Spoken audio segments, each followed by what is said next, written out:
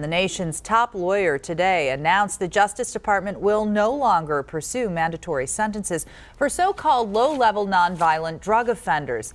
This would not apply to drug offenders who have ties to large-scale organizations, gangs, or cartels, or anyone whose crimes involved the use of weapons.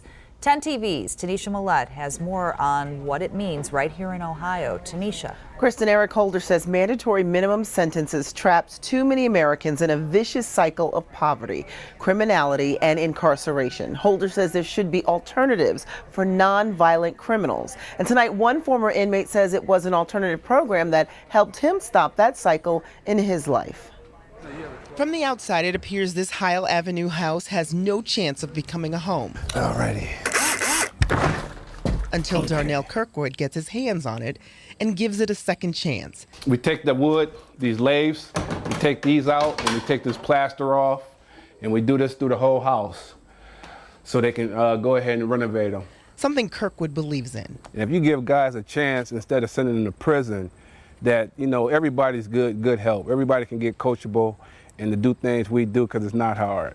After serving 2 years in prison for a drug charge, Kirkwood says he went through the Alvis House's residential reentry program and met John Rush, the president and CEO of Clean Turn, a residential rehab company that purposely employs those impacted by poverty and incarceration.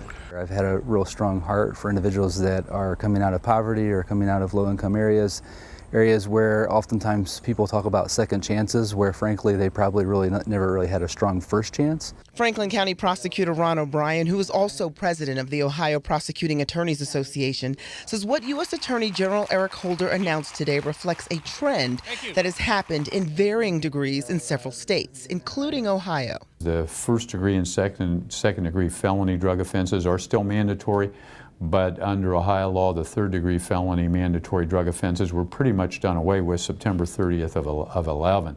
To allow for options, Kirkwood says, that can make all the difference. They blessed me a lot as far as meeting John Rush, so, you know, here I am now.